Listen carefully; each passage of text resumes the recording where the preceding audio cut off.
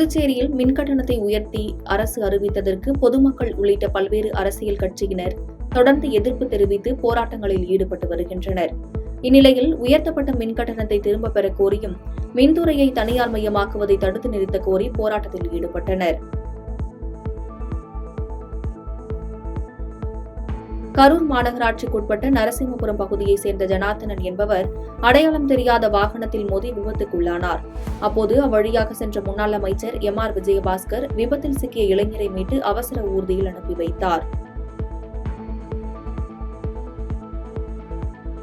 சேலம் மாவட்டம் சங்ககிரி தாலுகா அலுவலகம் அருகே நகர பாமக சார்பில் வன்னியர் இடஒதுக்கீடு போராட்டத்தில் உயிரிழந்த 21 பேருக்கு அஞ்சலி செலுத்தும் நிகழ்ச்சி நடைபெற்றது.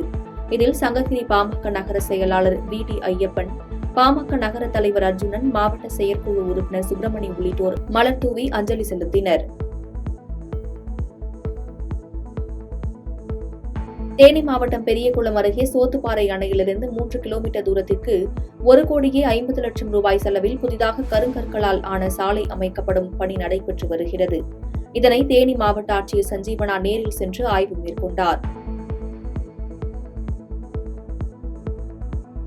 திருப்பத்தூர் மாவட்டம் ஆம்பூர் அருகே இலங்கை தமிழர் குடியிருப்பு கட்டிட மேல்தள பூச்சிகள் கட்டி முடிக்கப்பட்டு திறப்பு விழா நடந்த சில நாட்களிலேயே இடிந்து விழுந்ததால் பரபரப்பானது. இதனால் குடியிருப்பு வாசிகள் மிகுந்த அச்சத்தில் உள்ளனர். நாங்கள் 109 நம்பர் வீட்டில் எனக்கு கொடுத்துருக்காங்க. நாங்கள் வந்தோம், சீலிங்லாம் உடஞ்சி கொட்டிடுச்சு, சும்மாவே கொட்டுது. அது இல்லாமல் கிச்சன் சீலிங்கே அப்படி தான் இருக்குது. இப்போ நான் இங்கே வாழ்கிறதா இல்லை என்ன பண்ணுறதே எனக்கு தெரில. சரிங்களா? இந்த நம்பிக்கையோடு வாழ்கிறதா இல்லை திரும்ப ரெடி பண்ணி தரேன்றீங்க. ரெடி பண்ணி தந்தாலும் இந்த மாதிரி ஆச்சுன்னா நாங்கள் என்ன பண்ணுறது? நம்ம வாழ்கிறதா சாப்பிட்றதா? பசங்க 2 பசங்க எங்களுக்கு இருக்குது. பெரியவங்க பரவாயில்ல, சின்ன பசங்க எப்படி வாழ்கிறது? இது சம்பந்தமாக அந்த அதிகாரிங்க தொடர்பு கொண்டோன்னா அது இப்போ பாத்திர காலில் போனாங்க, செஞ்சு தரேன்னு இருக்காங்க. செஞ்சு தரேன் எந்த நம்பிக்கையில் இங்கே இருக்குது. ஈரோடு மாவட்டம் புளியம்பட்டி அருகே உள்ள புங்கம்பள்ளி நல்லூர், பனையம்பாளி, நொச்சிக்குட்டை மற்றும் அதை சுற்றியுள்ள குளங்கள் தண்ணீர் இல்லாமல் வறண்டு போய் கிடப்பதாக விவசாயிகள் கோரிக்கை வைத்தனர். இந்நிலையில் இந்த குளங்களுக்கு அத்திக்கடவு அவிநாசி திட்டத்தின் மூலம் தண்ணீர் விடக் கோரி தேசிபாளையம் பிரிவு அருகே தமிழக விவசாயிகள் பாதுகாப்பு சங்க விவசாயிகள் 100க்கும் மேற்பட்டோர் தொடர் காத்திருப்பு போராட்டத்தில் ஈடுபட்டு வருகின்றனர். 1960 கோடி ரூபாய் பட்ஜெட்ல இந்த அத்திக்கடவு அவிநாசி திட்டத்தை இப்ப நிறைவேற்றி எல்லா பக்கம் தண்ணி வந்துட்டு இருக்குதுங்க. இது 1046 ரூபா இதுல பயன்படுதுங்க. இப்ப பாத்தீங்கன்னா இந்த பகுதியிலே இந்த ஸ்கீம்லயே வறட்சியான பகுதி புளியம்பட்டி பகுதிங்க. இந்த பகுதியில் கிட்டத்தட்ட நிறைய குளங்கள் இருக்குது. நேரடியாக விவசாயிகள் மறைமுகமாக 20,000 ஏக்கரை பயன்பெறாங்க. இந்த ஸ்கீமை இங்க இருக்கிறதுல வறட்சியான பகுதி நம்ம புளியம்பட்டி தான். அப்ப இந்த ஒரு நூற்றாண்டா இது இந்த பகுதி வறட்சி பகுதியா இருக்குது. ஒரு நூற்றாண்டா போராடி நம்ம இந்த ஸ்கீமை வாங்கி இருக்கிறோம். இப்ப உடனடியே இந்த பகுதிக்கு தண்ணி விட்டுருக்கணும். ஏன்னா இந்த ஸ்கீம்லயே வறட்சியான பகுதி இந்த பகுதி தான். ஆடு மாடுக்கு தண்ணி இல்ல, நிலத்தடி நீர் கீழே போயிடுச்சு. ஆகையினால உடனடியே அரசாங்க நடவடிக்கை எடுத்து இந்த பகுதிக்கு முன்னுரிமை கொடுத்து தண்ணி விடணும்.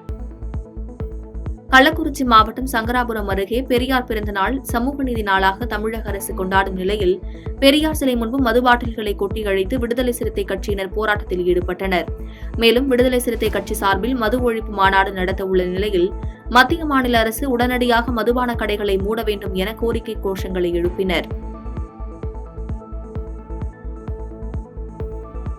விருதுநகர் மாவட்டம் அருப்புக்கோட்டையில் பிரதமர் நரேந்திர மோடி பிறந்த நாளை முன்னிட்டு அருப்புக்கோட்டை சட்டமன்ற தொகுதி பாஜகவினர் உற்சாகமாக கொண்டாடினர்.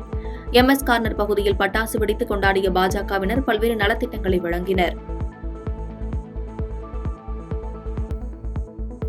திருவாரூரில் பெரியார் பிறந்த நாளை முன்னிட்டு பெரியார் சிலைக்கு இந்திய கம்யூனிஸ்ட் கட்சியினர் மற்றும் தமிழக வெற்றிக் கழகத்தினர் அடுத்தடுத்து மாலை அணிவித்து மரியாதை செலுத்தினர்.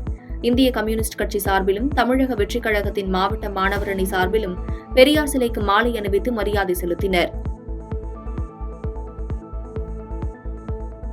பாரிஸ் பாராலிம்பிக் போட்டியில் நாமக்கல் கால்நடை மருத்துவக் கல்லூரி மற்றும் ஆராய்ச்சி நிலையத்தில் 3ஆம் ஆண்டு படித்து வரும் மாணவி துளசிமதி முருகேசன் பேட்மிண்டன் மகளிர் ஒற்றையர் SU5 பிரிவில் வெள்ளிப்பதக்கம் வென்று நாட்டிற்கு பெருமை சேர்த்துள்ளார்.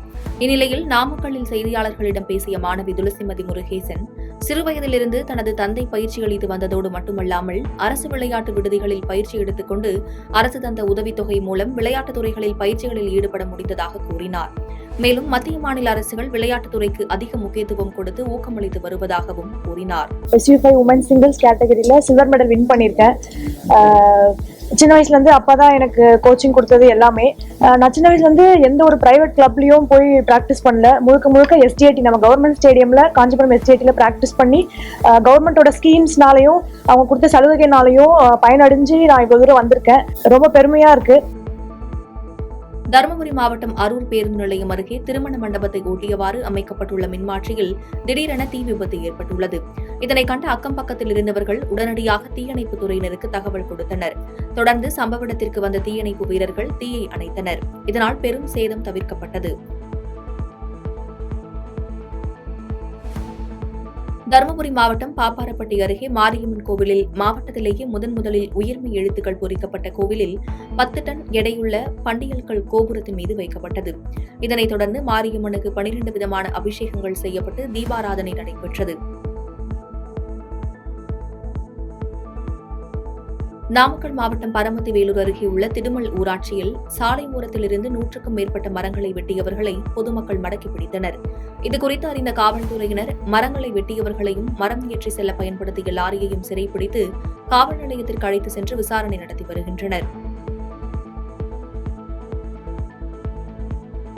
காஞ்சிபுரம் மாவட்டம் ஸ்ரீபெரும்புதூர் அருகே சுங்குவார் சத்திரம் பகுதியில் அமைந்துள்ள சாம்சங் தனியார் தொழிற்சாலையில் ஊதிய உயர்வு, 8 மணி நேரம் பணி நிர்ணயம் செய்வது ஆகிய 8 அம்ச கோரிக்கைகளை வலியுறுத்தி 1000க்கும் மேற்பட்ட ஊழியர்கள் பணி புறக்கணித்து தொடர் போராட்டத்தில் ஈடுபட்டு வருகின்றனர். 8வது நாளாக இவர்களின் போராட்டம் தொடர்ந்து வருவதால் போலீசார் பாதுகாப்பு பணியில் ஈடுபட்டுள்ளனர். தந்தை பெரியாரின் 146வது பிறந்தநாள் விழாவை முன்னிட்டு தூத்துக்குடி மாவட்டம் கோவில்பட்டி அருகே உள்ள பாண்டவர்மங்கலத்தில் பெரியாரின் சிலைக்கு திமுக சார்பில் கோவில்பட்டி மத்திய ஒன்றிய செயலாளர் பீக்கிலிப்பட்டி முருகேசன் தலைமையிலும், மதிமுக சார்பில் தூத்துக்குடி வடக்கு மாவட்ட செயலாளர் RS ரமேஷ் தலைமையிலும் திரளானோர் கலந்து கொண்டு மாலை அணிவித்து மரியாதை செலுத்தினர். மேலும் பொதுமக்களுக்கு இனிப்புகள் வழங்கி கொண்டாடினர். தந்தை பெரியாரின் 146வது பிறந்த நாளை முன்னிட்டு சென்னை திருவொற்றியூர் அடுத்த எண்ணூர் வணிக வளாகம் அருகே அமைந்துள்ள பெரியாரின் சிலைக்கு திருவொற்றியூர் சட்டமன்ற உறுப்பினர் KP சங்கர் மாலை அணிவித்து மரியாதை செலுத்தினார். இதனைத் தொடர்ந்து ஏழை எளியவர்களுக்கு புடவை, வேட்டி மற்றும் 1000 பேருக்கு அன்னதானம் வழங்கப்பட்டது. தஞ்சாவூர் மாவட்டம் கும்பகோணத்தில் தமிழ்நாடு அரசு போக்குவரத்து கழக ஓய்வு பெற்ற பணியாளர்கள் மற்றும் நல மீட்பு சங்கம் சார்பில் போக்குவரத்து கழக தலைமை அலுவலக வாயில் முன்பு பேருந்து மறியல் போராட்டத்தில் ஈடுபட்டனர். இதில் அகவிலைப்படியை உயர்த்தி வழங்கிட கோரியும், போக்குவரத்து துறை ஊழியர்களுக்கு வழங்கப்படும் பென்ஷன் திட்டத்தை அரசு ஏற்று நடத்த கோரியும், ஓய்வு பெற்ற பணியாளர்களுக்கு வைப்பு நிதி மற்றும் பணிக்கொடை சலுகையும் வழங்க கோரியும் போராட்டத்தில் ஈடுபட்டனர். திண்டுக்கல் மாநகராட்சியில் பல்வேறு பகுதிகளில் தரமற்ற முறையில் சாலை அமைக்கப்படுவதால் 40வது வார்டு பகுதியில் சாலை பெயர்ந்து வரும் அவல நிலை ஏற்பட்டுள்ளது. இதனை மாநகராட்சி நிர்வாகம் மற்றும் அதிகாரிகள் கண்டுகொள்ளவில்லை என பொதுமக்கள் குற்றச்சாட்டு வைத்துள்ளனர். விருதுநகர் மாவட்டம் அருப்புக்கோட்டையில் இந்து சமய அறநிலையத்துறைக்கு சொந்தமான படித்துறை விநாயகர் கோவிலில் மர்ம நபர்கள் உண்டியலை திருடி சென்றுள்ளனர். கடைசியாக உண்டியல் திறக்கப்பட்டு 27 தினங்கள் ஆன நிலையில் திருடுபோன உண்டியலில் ரூபாய் 5000 முதல் 10,000 வரை பணம் இருக்கலாம் என கூறப்படும் நிலையில் போலீசார் விசாரணை மேற்கொண்டு வருகின்றனர். பாதகம் செய்பவரை கண்டால் நாம் பயங்கொள்ளலாகாது பாப்பா, மோதி மிதித்து விடு பாப்பா, அவர் முகத்தில் உமிழ்ந்து விடு பாப்பா. அண்மை செய்திகளை உடனுக்குடன் தெரிந்து கொள்ள இணைந்திருங்கள் இயம்நாடு தொலைக்காட்சியுடன்.